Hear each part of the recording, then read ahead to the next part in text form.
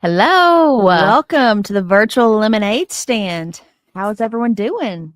Hopefully, okay, it's 4 p.m. I know it's just say it's an afternoon session, so we might be hitting a different crowd than some of That's our normal lives. exactly right. We You might be normally, dead or yeah, like, hey, let's go. driving home. Like, who knows where y'all live and what y'all are doing? But it's 4 o'clock in Texas. So, In the we're, great state of Texas. yes, we're living our best life over here. And earlier today, we were like, did we say we would do a live at 4 p.m.? Yes, we did. Maybe you're tuning in from California and you love this even more so. So Yeah, or yeah. it's 5 o'clock for those of you on the East Coast. Yeah. So today we are talking all about maintenance clubs because this is my favorite time of the year to grow your maintenance clubs, to make the most of those, to start cultivating them. Because as the shoulder season hits, especially for HVAC contractors, we need access to leads and to clients and to sources to generate some extra revenue when demand is not our friend.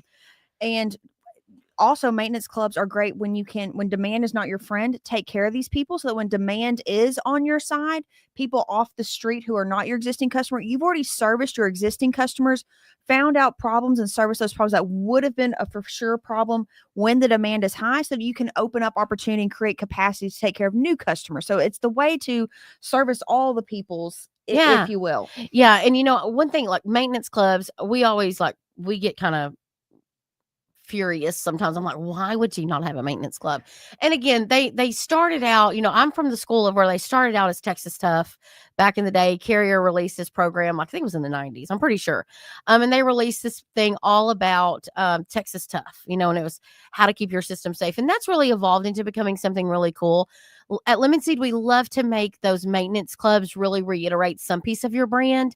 So something to do with a person or a color or an action that we want people to take. And so it's one of our favorite ways to tie in the branding as well. But like one of the things we talk about is, do you even have one? Yeah, we got to start there. So no need to talk about what all you can do with it if you don't even have one. So let's start with you need a maintenance club and why. Yes. So plumbers, roofers, pest control. Okay, roofers, you're the only one that get a pass from me today. But we'll talk about that here in a minute about things that you could do to potentially have what we would consider a maintenance agreement for roofers. But my HVAC people, plumbing people, again, pest control people, you need a consistent reoccurring service model Reoccurring revenue. that is revenue hitting your books, that is a constant people that you've already won, people that you already have, and that you're sticky with, like in your little spider web, but people that you already have. So that's number one is, do you have one? And then have you complicated the crap out of it? That's the number two. Because the number two issue of, well, I just can't get my guys to sell it. That's what we hear very often. And it's for a number of reasons. Maybe one, they don't have the resources to do it. Like, what kind of sales presentation are you giving it to them? Who is teeing it up? And then is it so complicated? Like Crystal said, that like it's too confusing. You've already had to pitch these different options to them on, are we fixing or replacing? You could do this, you could do this. And now we add in another 5 menu option of something else for them to Yeah, decipher and from. listen, y'all make it complicated, right? Yes. So, why do y'all think now like crock pot meals are a thing, right? So, you know what kind of crock pot meal I hate? One that makes me pre-cook something before I do it. That's the whole freaking point of a crock pot. Like, I don't want to have to like sear the meat. Okay. Like, I need the whole thing to happen inside of the crock pot. Again, lazy cooking. But what my point is, like, when you give them like, okay, there's level 1, level 2, level 3, and an add-on and a kicker and a bonus place and all these other stuff, an extra location, I think it gets so complicated that the actual consumer is like, forget it. I don't know what's going on. I don't want to do it. And so my encouragement, and listen, McWilliams, we've been through a little gamut of them. We started out with 3, then we went to 2, and then we ended up at 1, and we might be back to 2. Just each year we kind of look at it like, okay, next year. And listen, as you add services, or you add generators, or now some of you are adding monitoring or like smart AC kind of things, like each year you're probably adding or taking away. But the important part piece here is to have it organized in a sense it's easy for the homeowner to comprehend it, and then have it on your website where people A can look it place, up.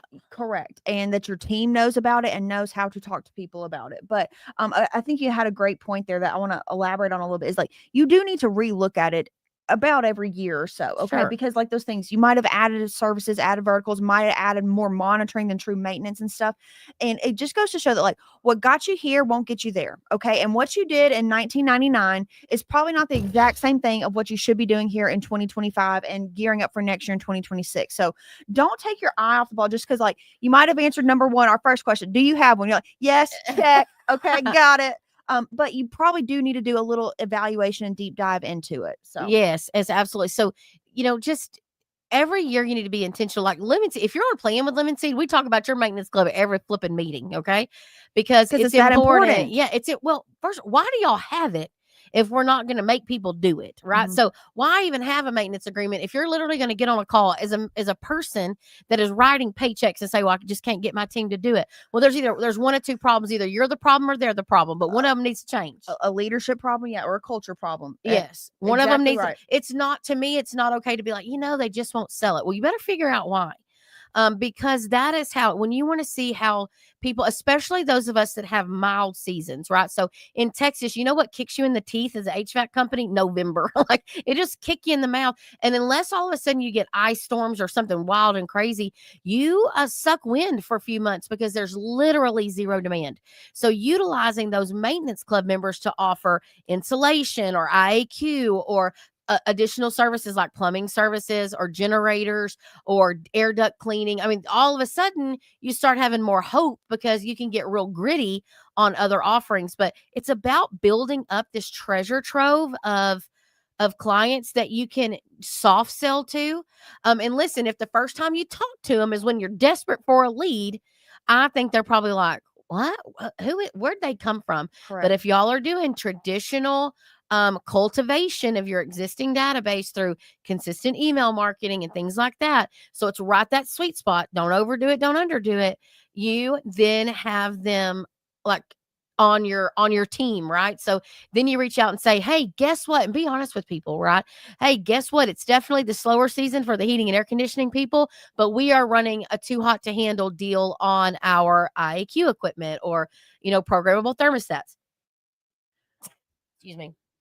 Well, Sorry. and I think that's a big piece of you need to have some differentiation between some of those cheaper tune-ups offers when it is slow season of an $89 tune-up, things like that. But like for your maintenance club, what are the differences? Why should they pay for it every month? And so there should be more perks than beyond just the basic tune-up. I'm just getting in the Yes. door, things like that. Yes, So that's a good call out. That happens all the time. correct. So because we want to create more value than just the simple tune-up itself. So what are some of those perks? It could be priority service. Maybe it's more of like a loyalty program for every year that you are on our maintenance club program is $100 credit towards your new system replacement up to $500, $750, whatever it might be. But Discounts. add discounts, priority service, some of those things. A No hotline, which ain't even a real thing, but still it's a it thing. sounds good, Yeah. perceived value and stuff. So again, you got to have those perceived values and some differentiation from your low barrier of entry offers that might be out to the public. Okay. Make them feel like it's a true VIP. They're a part of this club, if you will. A lot of you call it a club, but like there's no club benefits or factors, nothing special than anyone off the Like, street. this is a colonoscopy club. Like nobody wants to be a part of that. No thanks. Well, so yes, so low barrier of entry offers, again, secret sauce that no, it's not even a secret, but I've always been a big proponent of when we're marketing services, I want new customer acquisition. That's how I'm going to grow my business. My existing customers are how I maintain and grow some, but really a business with no new customers is a dying business. 100%. Because literally people die. So if you're not getting any new people, literally your customers are going to be dying. Will dry up. Absolutely. You will have replaced all their systems. Yes, or you've replaced them all, and again, they've all literally died. So like we have to move past that. So new customer acquisition, well, a low barrier of entry offer, honestly, should be what gets you in the door, right? It should be what makes the phone ring, what gets you in the door. And then your technicians need to be trained on the very minimal thing they should do is flip that lead over to the membership club. But they need to be trained on how do they position the membership club to where people go, who in the heck needs a membership for an HVAC company? Well, actually, here's all of the things that we get by doing this. We're going to come out 2 times a year. You don't have to worry about scheduling, blah, blah, blah, all those little perks. Your documented maintenance keeps your warranty in check. Yes. And those of you that have wonderful 4 seasons, like I'd have priority service for all of those things, right? So there's priority service. Look, roofing companies, this is one thing that you can create. You can create hey, we come out and do a visual inspection, free tarping, like guaranteed 4-hour tarping kind of things. Pest control companies, hello, you should be doing. Pest control companies should have it before everybody else. That should be the first thing that you're like, offering how are out. you not on monthly? That is what you sell. But like, I would love for roofers to do some like gutter clean out. You know, Yeah, like that could yeah. be a seasonal thing, or that you do. Well, like checking the pieces around your chimney. Mhm. It's got a word. A flute. Yeah, I'm proud of you. Oh. But yeah, checking the seal around those Yeah. things, and there's lots of little household things that you can add there. But HVAC companies, to me, you should be running that 29. You should be $29 a month, $39 a month, something in that thing. And no, it is not going to, you know, make you rich. yeah, but it's definitely going to give you a list. So, I think the interesting part here is get aggressive with making sure, number one, again, that you have one. Number two, that it is not complicated. Number three, that your team can sell it. And that your CSRs can tee it up. Your technicians can flip it off of a low barrier of entry offer and they can sell it. And then make sure that you're creating an intentional strategy for outreach, right? So you have a monthly plan of how you are touching a touch point with all those memberships. An email newsletter is actually the most cost-effective and easy way to do it. Does it get on your nerves? Yes. You got to think through it. But I mean, that's literally what Lemon Seed does for our clients, is think through those things and try to be ahead of the game. But even if you just got out a very simple, like, letter from the owner kind of thing once a month with like what's coming up or tips for the, HVAC or tips for plumbing, but those are easy ways to stay in front of people. But again, working on the perks of your actual system. So thinking outside the box sometimes, like, Emily and I went to a show one time, and like, this literally made us think differently about things. Steve Moon. Yeah. So new flat rate. Shout out Danielle and her team. They do a great seminar, let me call it that. Well, Steve Moon was there, and he talks about, he drives around with a trailer full of pumpkins, and he goes and delivers every one of his maintenance customers a literal pumpkin. Yeah, every fall. And I'm like, listen, that's so crazy. Like, some of y'all are like, I'd never pay. Well, that's why you don't keep a bunch of people, right? So, but like, it probably is $20 by the time you got work everything in there and driving around for 3 days handing out pumpkins. But it's just a thing. Well, and like the loyalty that creates, because it's so unexpected but so delightful when a pumpkin is on my porch with a little tag provided by Moon Heating and Air. It's like, oh my God, it just sticks so much longer than the actual service that you performed, so much more. And so that's where you have to be intentional to think of ways to stay their customer. How do you earn that referral? How do you earn raving fans? Okay. Absolutely. That lasts so much longer than just the service itself. Yeah, those of you that have like any kind of dog tie to anything that you do, you could send out a quick survey like, hey, we'd love to bring some dog treats. Like, tell us if you have dogs, right? Okay, something along those lines. You send out a little quick survey to your people, and let's say 30 people answer. You know what 30 people are going to do when you show up with a dog bowl or a leash? They're going to be like, my HVAC company came out here and brought me this. They're probably going to reshare it on social media. They love my fur baby. I'm a fur mommy, whatever's going on. I do have 2 dogs, and I love them, and I probably would. I mean, I care.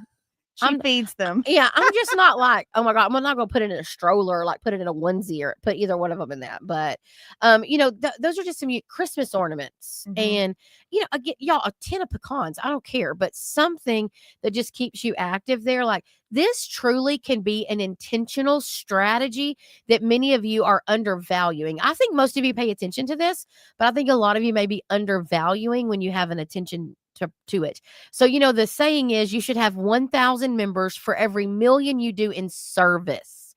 Okay, so now listen, some of y'all really need to digest that, because some of y'all were like, absolutely not. Yeah. But $1 million in service. So if some of you are doing $1.5 million, you should try to be aiming for 1,500 maintenance club members. Again, not replacement. Correct. Right? And pest control people, y'all would never get there. Y'all should be having a bunch out of the gate, because your structure is different, right? So, but HVAC companies, like, if you're doing $500,000 in service work a year, you should have 500. That should be how it works. But if you're not, you get out of people what you expect, what you ask of them. So you're not ever, what is the saying? What gets inspected gets improved. And so that was the last thing I was going to kind of say, is like, you should probably have some type of spiff program or incentive program for your team. Okay. So we talked about like investigating how do they sell it? Do they know what it is it overly complicated? But they're like, are you inspecting that they are actually trying to sell it? Mhm. And how can you create little competitions amongst each other, just good team camaraderie? How can you do some more bonusing or spiffing off of it? And it can be very simple, but sometimes it just takes that knowing that you yourself are paying attention to it is often the only thing that's needed for the team to pay attention to it. Oh, yeah. I mean, run a like, this is another thing. One of our clients did this in Georgia. But basically, those you're gonna know because your kids are in this age bracket. Right now, they have to go sell something like cookie dough, and they want to go sell $1 million worth of cookie dough to win a plastic snake. Yes, Okay, like, I'll just I go would buy buy you the these snake. plastics. Yes, yes. Absolutely. So I'll never forget. Carter wanted this remote control snake. And I was like, I'm gonna visit buy that dang thing on Amazon, and just so I don't have to buy it. Now, I wanted to support the playground or whatever we were trying to build. But what I'm saying here is like gamifying this process. So put a screen up, write it on a dry erase board, write it on a poster board.